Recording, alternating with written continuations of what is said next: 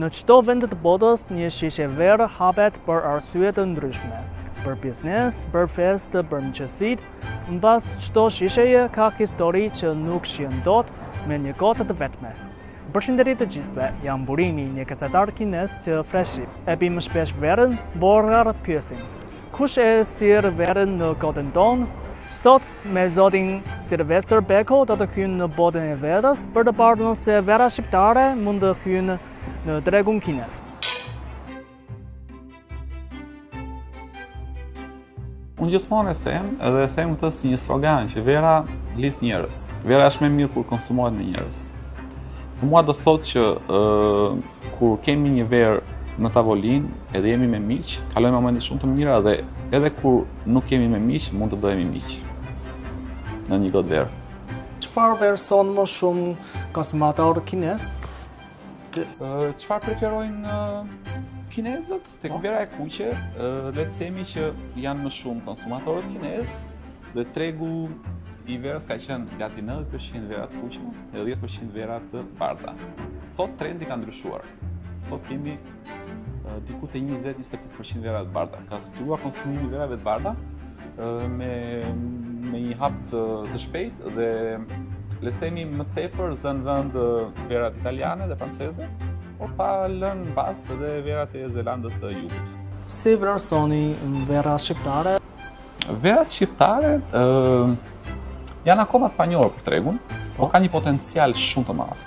Ka një potencial shumë të madh sepse prodhuesi tani ka arritur cilësinë. Unë e provoj gjithmonë verën shqiptare, gjithmonë kam në kavën time shishe nga miq, por kam pas dhe rastin që të kem prezantim të verave shqiptare në panajirin tonë nëpërmjet negociantëve të ndryshëm shqiptar, që i kam miq dhe ata kanë sjell kantina të ndryshme shqiptare për të provuar dhe tregun, për të kuptuar dhe shijet e kinezëve, për të kuptuar dhe feedbackun e prodhuesve. Ka pas feedback shumë pozitiv, por që kam për shembull darka biznesi me unë sjell gjithmonë një verë shqiptare që t'ja prezantoj, sepse është mënyra më e mirë kur jam me njerëz që janë të implikuar në tregtimin e verës, që të jem unë ai që si shqiptar dhe si platformë që jemi. Dhe mendoj se tani që konsumatori është akoma më i dhënë mbas cilësisë, mendoj se është momenti i dur. Nëse ju thoja këtë 5 apo 6 vite më parë, nuk do të ishte mundur, sepse nuk është akoma tregu gati për verat shqiptare, sepse çmimet preferojnë çmimet ulta, edhe vera për të pirë për ditë. Sot preferojnë çmime më të larta, vera me kvalitet. Shqiptarët kanë kuantitet të ulët, por kualitet shumë të larta.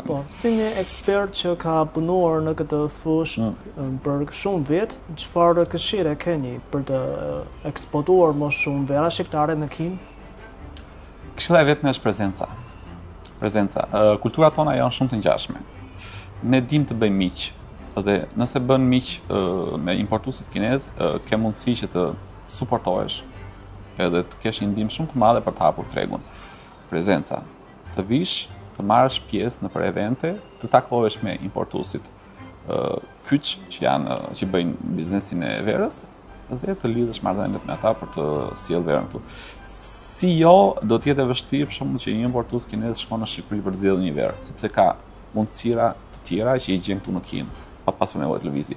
Kështu që unë mendoj që prodhuesi shqiptar duhet të shikojnë pak pjesën e çmimit, kualiteti është shumë i mirë, do të shikojnë pak pjesën e çmimit sepse një importues që ble do të ketë dhe ai përfitimet e veta, do të ketë një margin të mirë dhe duhet të pozicionohemi pak a shumë me konkurrentët tanë ndërkombëtar. Si e vlerësoni verën kineze? Për shembull, provinca Ningxia është vlerësuar lart nga presidenti Xi shumë vjet më parë, sepse Ningxia është një provincë me kushte shumë të favorshme për rritjen e rrushit.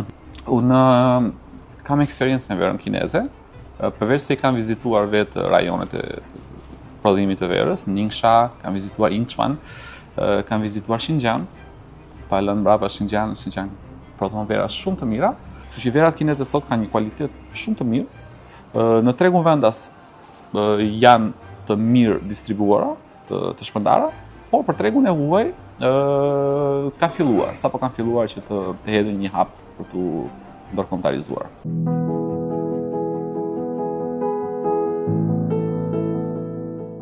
Ky është restoranti i dytë që këta kanë hapur brenda 5 viteve, sepse i pari ishte një sukses, edhe i pari ndodhet afër zyrave tona. Unë shkoja shpesh atje, po që nga hapja e këtij restoranti i dytë, kemi organizuar shumë darka vere me klientët tanë. Po të shohësh gjitha fotot, për shembull, janë të gjithë klientë nga panairi jonë që vinë bëjnë darka këtu gjatë 3 ditëve. Ky për shembull është shumë i famshëm, ky është Bernard Magret. Bernard Magret, shumë i njohur në Bordeaux për verat ka dhe fotot e mia. Këtu pash një foto atje lart edhe të tjera këtu. Kjo për shembull është gjatë panairit ton. Kjo foto është bërë në panairin ton. Po. Sepse pronari lokalit vjen në panairin ton dhe takon atje produs për të provuar verat e tyre. Ne si panaire nuk shesim vera. Patjetër që partnerët tonë kanë pozicionuar verat e tyre në grupin Oreka që punojmë. Edhe konkretisht në këtë restorant. Edhe ky restorant nuk është thjesht një restorant, ky është një platformë, sepse këta shesin e shumë online. Klientela e tyre që vjen këtu bëhet edhe antare e platformës tyre online dhe këta kanë si brenda restorantit. Kanë një wine, një kënd vere që mundet të blesh vera me çmime shumë të arsyeshme, por edhe mund të i komandosh në linjë. Dhe këtë lloj model biznesi po implementojnë shumë restorante të tjerë dhe importues të tjerë që kanë restorante dhe ofrojnë verën e tyre në Shqip. Unë mendoj shitjet online janë duke u rritur shumë në masë, sepse konsumatorët kanë nevojë që ta blejnë shpejt verën dhe kur e ndjekin një influencues i besojnë atij dhe besojnë e verës. Kina ka një lloj kulture shumë të përparuar të blerjeve online. Ne në bashkëpunim me një platformë e cila është specializuar për shitjet online, jemi duke krijuar platformën tonë të verës. Çfarë blejnë sot. Kështu që do t'japim mundësi konsumatorit të blejë më shumë edhe të blejë verë më kvalitet. Kjo është motoja jonë. Të lëmë konsumatorin kinez të provojë verë kvaliteti.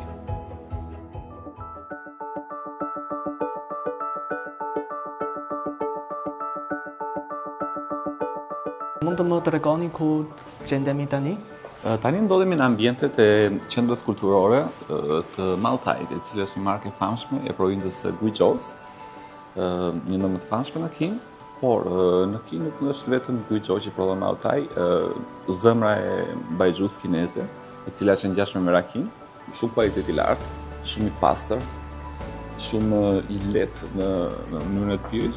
Për herë të parë ku u provova raki shqiptare, u habita shumë, sepse unë e di raki është mbrozuar nga fruta, ndërsa bajxhu u brozohet nga drithra, me materiale të ndryshme, por me shije shumë të ngjashme. Po. Le të themi që edhe nga ana tjetër shqiptarët janë çuditur shumë kur kanë provuar bajxhun kineze, sepse ne kemi paletat e përgatitura për këtë lloj alkooli, sepse është në Shqipëri për shembull rakia është një alkool më përdorura tradicionale. Dhe në Kinë fakti që e bën bajxhun një ndër produktet më të shitura alkoolike është tradita. Tradita e të pirit bajxhu dhe e të celebrimit në raste familjare apo dhe miq dhe biznesi, gjithmonë kanë një simbolik për të hapur një shishe bajxhu, sidomos gjenerata e prindërve tanë. E keni pranë të promovoni bajxhu kineze në Tiranë ose në botë?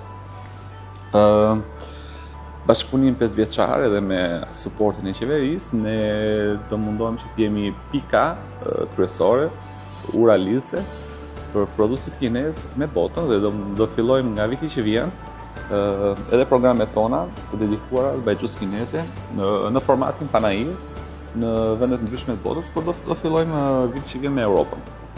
Sepse për të vetëm arsye, Europa ka një ndër komunitetet më të mëdha të kinezëve dhe ne mendojmë që ambasadorët e promovimit dhe e prezantimit të bajxhus do jenë vetë kinezët si fillim, pavarësisht se në mënyrën se si do e prezantojmë, besoj se do krijojë kuriozitet për të bërë të punojnë edhe importuesit e huaj produkt.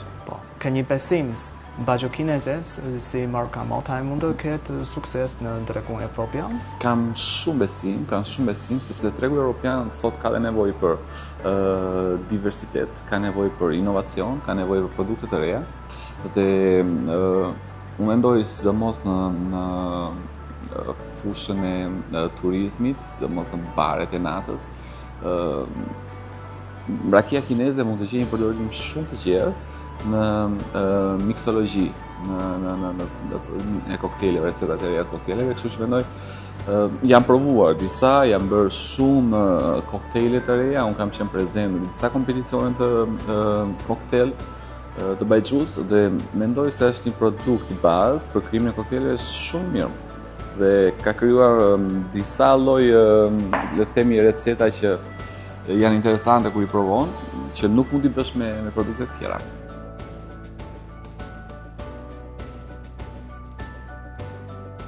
Të dashur miq, me një kohë që hapnin bisedë, kështu mund të fillojnë çdo afrim mes njerëzve. E kur lakësia është e madhe, si mes Shqipërisë dhe Kinës. Nëse një shije mund të udhëtojë nga Bargani deri në Kinë, ndoshta edhe miqësitë mund të bëjnë të njëjtën rrugë. Ka shumë të tjerë si zoti Silvester që vijnë nga larg me një shishe, me një ide ose thjesht me dëshirën për të ndërtuar diçka. Janë burimi, një gazetar kines që flet shqip.